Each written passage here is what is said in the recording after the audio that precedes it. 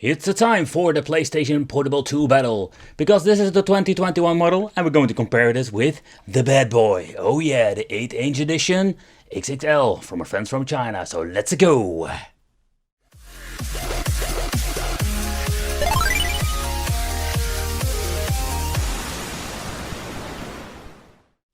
Hey guys, welcome back to the channel. It's awesome that you're tuning in, because in this video we are going to do a comparison with the PlayStation 2 Portables, the XL version, against the 2021. Which one will be my favorite one? That's what we're going to find out today. Yeah, so consider subscribing, hit the bell, and don't forget to check the both reviews. But let's go on with the show, and let's do a comparison. What are the differences between these bad boys, because the price is almost the same. But take in consideration, these handhelds are custom made. This is not like a factory that's producing a shitload of these things. Nope, they are like DIY kits people buy, slap a PlayStation 2 in, paint them and slap them on the market. And yep, you need to pay a lot of money for them. But the weird thing is, like, if you're looking at both prices, the price is almost the same. That's kind of interesting. But what are the differences when it comes to the specifications and the thing you can do with it? That is what we're going to check out. So first, let's talk about the display, because here we're going to get the first difference. Okay, so for checking out the displays, let's power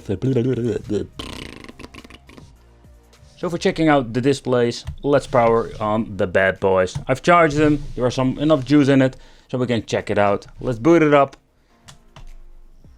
And let's see how is the quality difference between the two systems.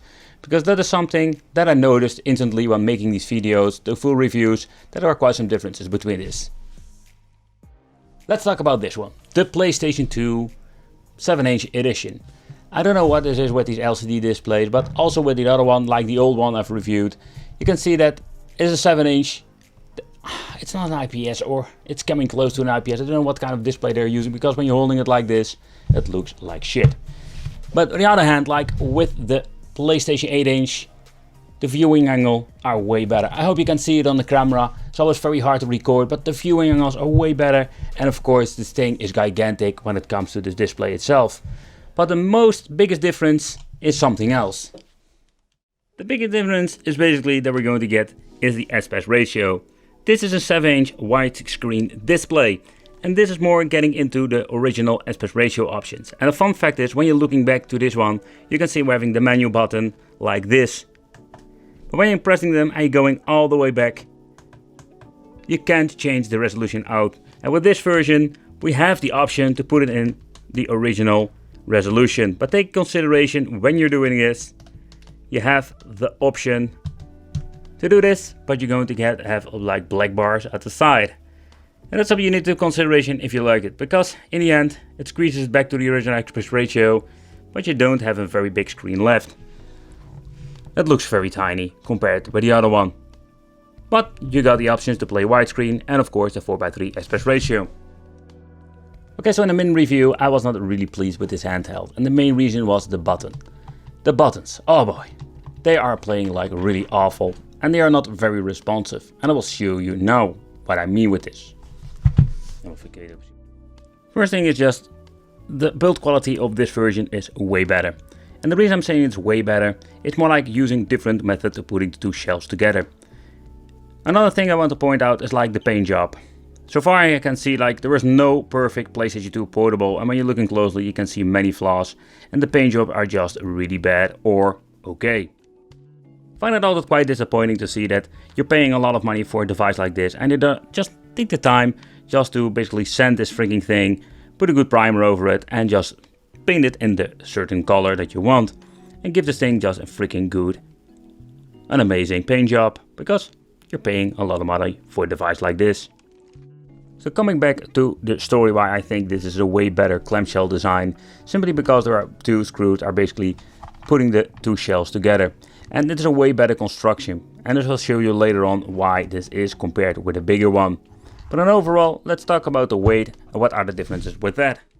And maybe to you it looks really like a cable nightmare, or it looks not that fancy, but I can tell you when you're looking at like my 2020 versus my 2021 model, oh boy, that other one was really bad, like hot glue madness.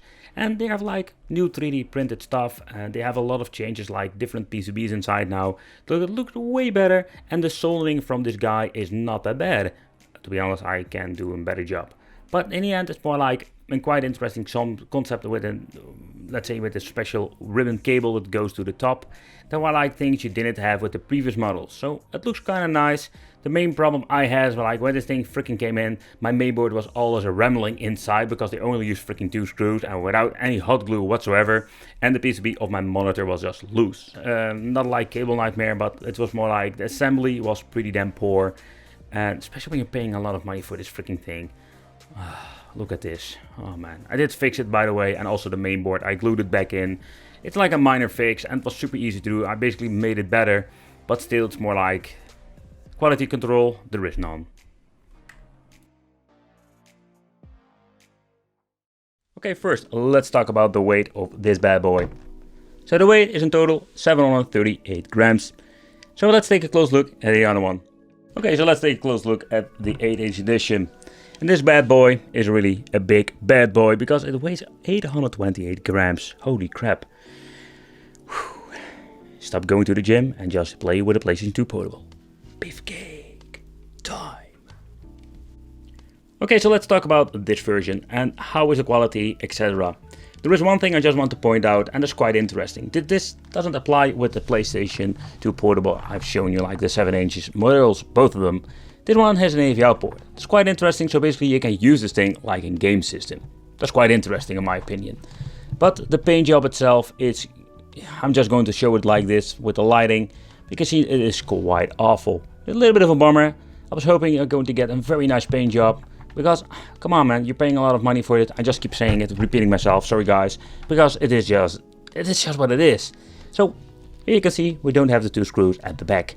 So basically what they did, like giving all of these tiny screws in place, like I think they're just drilling through the shell, putting an extra Parker in it to give it a more sturdy feeling. So when you take a close look in the inside of the 8-inch model, what I find very interesting is that we have a lot of free space. And I would not be surprised that we're going to see this model or this shell with some new specifications. Maybe they're slapping a PlayStation 3 in it, or maybe something different in the future, or whatever. There is so much space in this thing that we can do a lot of great things with it. But yeah, the quality control was again an issue. Like the memory card is just loose. Look at this. There is no screw whatsoever. It's just flapping around in it. The mainboard is held by the 2 same screws. The one they didn't use in my previous model, like the 21 7-inch. But it is just a freaking nightmare. The soldering itself is quite good. It's just a freaking cable nightmare. They did use this special bracket on the top for putting everything very nicely. But overall it's more like they need to more like pay attention to the wires. Look at this. Oh boy. Okay, so let's talk about the gameplay itself. So first of all, what I noticed with this thing, like the 8-inch model, I love the display. So the view angle is way better. And the buttons are just responsive. It's more like a freaking miracle. But there was one thing that was quite concerning, and it's the size of the handheld. I got like normal size hands, but if you like have tiny hands, this thing is just freaking unplayable.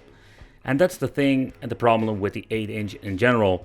It doesn't even matter in the future if you're going to slap like a PlayStation 4 in it. In my opinion, is that the shoulder buttons play all fine, but I have struggled big time, like holding the thumb drives, trying to move around, try to shoot, and the overall experience was not that great when you're looking at the gameplay and overall. The gameplay itself was not that bad in my opinion, but you can see like I have a lot of struggling, moving the character in the game. I'm just going Rambo style here. Okay, so let's talk about the 7-inch, because the 7-inch I really love the shell. So for me more like the 8-inch has a beautiful display. I don't have good working buttons, but this device, the design of the shell is way more comfortable.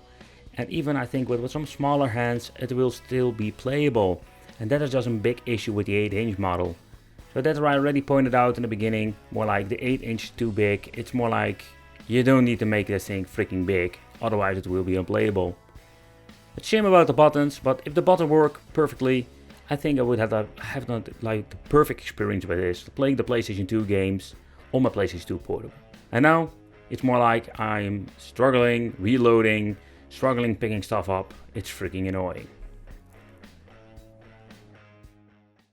Okay guys, so this is what we're going to get, and I just want to do a side-by-side comparison with the XL and the 7-inch edition, or the 7 and the 8-inch, doesn't matter how you want to call them. Basically, they are the same creator, and I think it's like a fun idea to make a side-by-side comparison. If you even are slightly interested in getting one, what are the differences? So I don't know if every model has an issue with the buttons. I have 2 of them, and I'm just guessing it will be like a common thing with this. But surprisingly, with this bad boy, this 8-inch massive machine, the buttons were super responsive. But what I don't really like about it is that it's so huge, man. You can still play the game, but when you're holding it like this, you need to use the analog sticks, playing some black. It's just freaking, I wouldn't say mission impossible, because it is impossible to play, but I find the 7-inch model way more comfortable to play. And this one is even more heavier, so go to the gym, get some beefcake arms, because you're going to need it. So yeah, let me know in the comments, which one do you like? Do you like the 7-inch or the 8-inch? I want to thank you for watching. Consider subscribing, hit the bell, become on the Wicked family, and if you have any questions, just leave it in the comments. And it would be great to have you here, and I will see you in the next video.